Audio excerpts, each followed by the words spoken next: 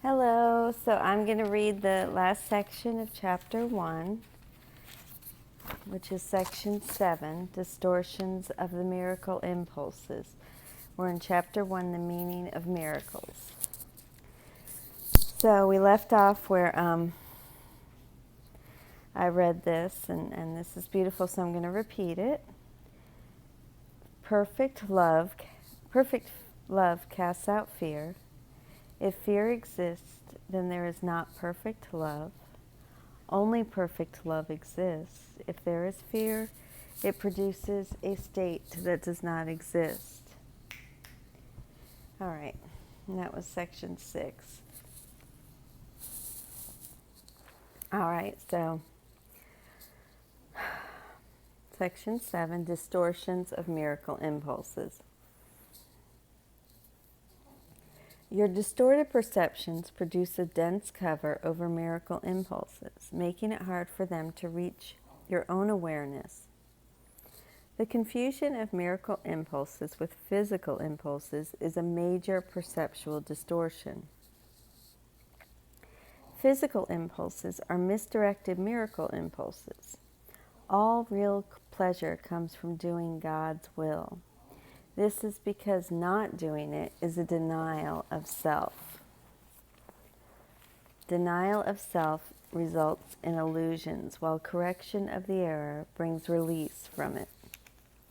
Do not deceive yourself into believing that you can relate in peace to God or to your brothers with anything external, even motorcycles, even special relationships, even puppy dogs, and sugar, and chocolate. I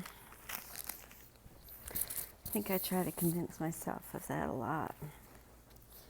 Okay, so child of God. This is really pretty. Child of God, you were created to create the good, the beautiful, and the holy. Do not forget this. The love of God for a little while must still be expressed through one body to another because vision is still so dim. You can use your body best to help you enlarge your perception so you can achieve real vision of which the physical eye is incapable. Learning to do this is the body's only true usefulness. Fantasy is a distorted form of vision. Fantasies of any kind are distortions because they always involve twisting perception into unreality. Actions that stem from distortions are literally the reactions of those who know not what they do. Fantasy is an attempt to control reality according to false needs. Twist reality in any way and you are perceiving destructively. Fantasies are a means of making false associations and attempting to obtain pleasure from them. But although you can perceive false associations, you can never make them real except to yourself. You believe in what you make. If you offer miracles, you will be equally strong in your belief in them. The strength of your conviction will then sustain the belief of the miracle receiver. Fantasies become totally unnecessary as the wholly satisfying nature of reality becomes apparent to both giver and receiver. Reality is lost through I don't like this word. Reality is lost through assertion, which is to take by force, which produces tyranny. As long as a single slave remains to walk the earth, your release is not complete. Complete restoration of the sonship is the only goal of the miracle-minded.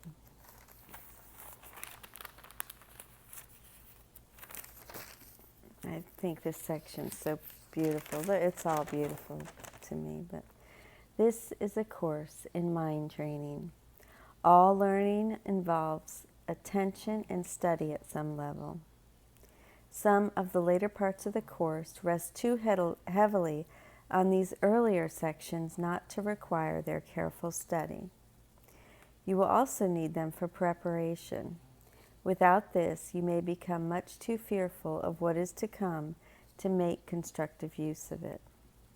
However, as you study these earlier sections, you will begin to see some of the implications that will be amplified later on. A solid foundation is necessary because of the confusion between fear and awe to which I have already referred, and which is often made. I have said that awe is inappropriate in connection with the sons of God because you should not experience awe in the presence of your equals. However, it was also emphasized that awe is proper in the presence of your Creator. I have been careful to clarify my role in the atonement without either over or understating it. I am also trying to do the same with yours. I have stressed that awe is not an appropriate reaction to me because of our inherent equality. Some of the later steps in this course, however, involve a more direct approach to God Himself.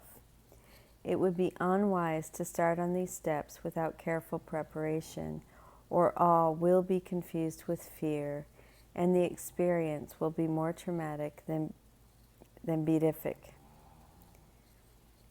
Healing is of God in the end. The means are being carefully explained to you. Revelation may occasionally reveal the end to you, but to reach it, the means are needed. And that's the end of chapter 1. So we got through chapter 1. We have a lot more to read, but it's the means to the end. I love that I love section 7. So we just read chapter 1, the meaning of miracles, section 7, distortions of miracle impulses. All right, well, I love you, and I will be back to start chapter 2. And I hope that you have a most beautiful day, night, whatever it is. How about this moment? And I hope that you enjoy the readings. They help me a lot, so hopefully they help you. I love you. Have a great day.